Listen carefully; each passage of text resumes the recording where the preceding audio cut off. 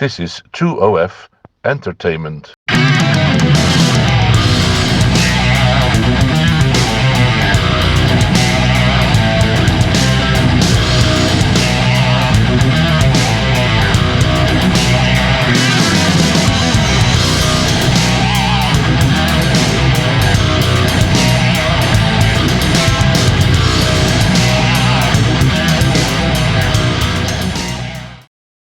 Hi, it's Keir Finlow-Bates here, and in today's video I am going to try to explain what is known as impermanent loss in decentralized exchanges. And I'm going to use the analogy that I've used in a previous video where I was talking about decentralized exchanges or DEXes, where I used a comparison with a vending machine that sells chocolate, but unusually not only can you insert euros to get chocolate, but you can insert chocolate and get back euros. And in order to understand impermanent loss, you have to understand a bit about how the stock for such a vending machine is obtained. Actually, initially I should mention what impermanent loss is. And impermanent loss is that when somebody puts both chocolate and coins, euros, into this decentralized exchange vending machine, if the price shifts, i.e. if someone buys some chocolate or somebody inserts some chocolate and buys some euros, then the value of the stock that the stock supplier has in aggregate actually decreases. And this is something that may seem a bit counterintuitive to you. So back to the stocking of the machine. So you have a machine that you can put chocolate in one side, money in the other. It has an interface, and people can come along and they can put in coins and get out chocolate, or they can put in chocolate and get out coins. And the way that a decentralized exchange works is it keeps the product of the chocolate times the euros constant. And that's why sometimes it's known as a hyperbolic function or bonded curves. But that's the principle on which it works. So as an example, let's say somebody supplies such a vending machine and an investor wants to invest some chocolate and coins in the machine, i.e. provide stock so that people can buy either product. And they do this by putting 100 bars of chocolate and 100 euro coins in the machine. So now it has 100 of each as its stock. And if you multiply 100 by 100, you get 10,000. So that's the constant that the machine now has to always have. And if somebody comes along and they put 5 euros in, then they will get a certain amount of chocolate out, and the remaining chocolate now has to be 10,000 divided by 105. So that's how the price is calculated. So anyway, that's the background to how decentralized exchanges work. And now I'm going to look at a case where someone provides some stock. This is called liquidity in the terminology of decentralized exchanges, and a second person provides liquidity, and then someone goes and buys some of the chocolate, and we see what happens when the first investor then tries to withdraw their liquidity. And as an addendum, what happens in decentralized exchanges is when you provide the liquidity for the decentralized exchange, which is like providing chocolate and money to the vending machine to ensure that it's well stocked, you get a token, or you get a number of tokens that show the percentage of the stock in the machine that you own.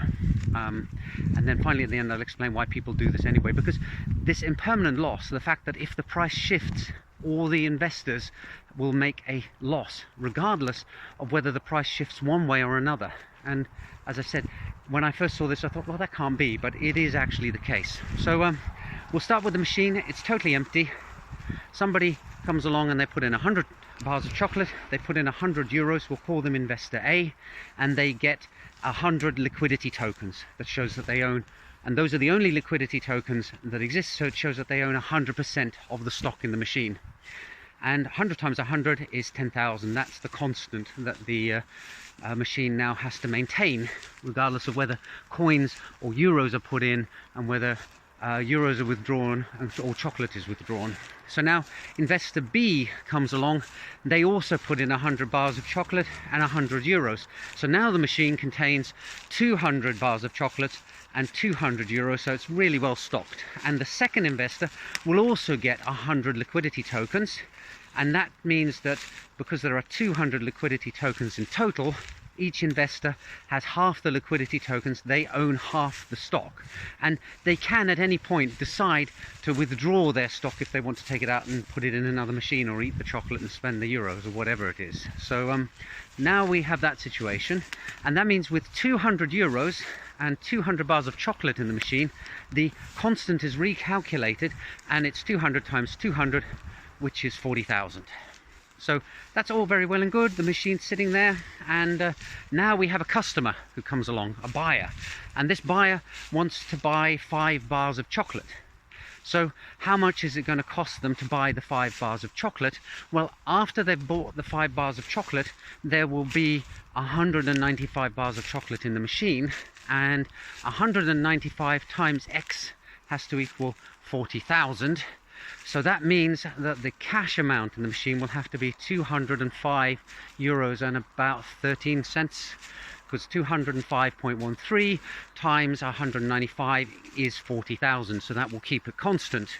So now the machine has 195 bars of chocolate in it and 205 euros and 13 cents, and our buyer has 5 bars of chocolate in their pocket. Well, hopefully not their pocket, because they might melt there, and they've spent 5 euros and 13 cents in order to obtain them. And so the price of the chocolate has shifted because of keeping the product of price and chocolate constant at that 40,000 value. So that's how decentralized exchanges work, and this is all very well and good, but now investor A decides they want to withdraw their 50% of the stock for whatever purpose. Okay, so they will get 50% of the chocolate that's in there, 195 bars of chocolate, 50%, that's 97.5. They will get 50% of the euros that are in there, 205 euros 13 cents divided by 2, that's 102 euros and 56 cents. So now liquidity provider A, or chocolate and euro provider A, has 97.5 bars of chocolate and 102 euros and 56 cents. So it's different balance from what they had when they first put their 100 and 100 in. So how can we, when we say, well, how come there's been a loss here? Well, if the buyer wanted to ensure that they had 100 bars of chocolate, that's what they were concerned about, they would have to go and buy another 2.5 bars of chocolate, and that you can do the calculation yourself, because now we're back to the product of 97.5 times 100 and what was it again, 102 euros and 56 cents. So that has to come out, that comes out to 10,000. So if they want to buy 2.5 bars of chocolate, it's actually going to cost them around about 2 euros and 70 cents. So that means they are going to be down. They're going to be down 20 cents.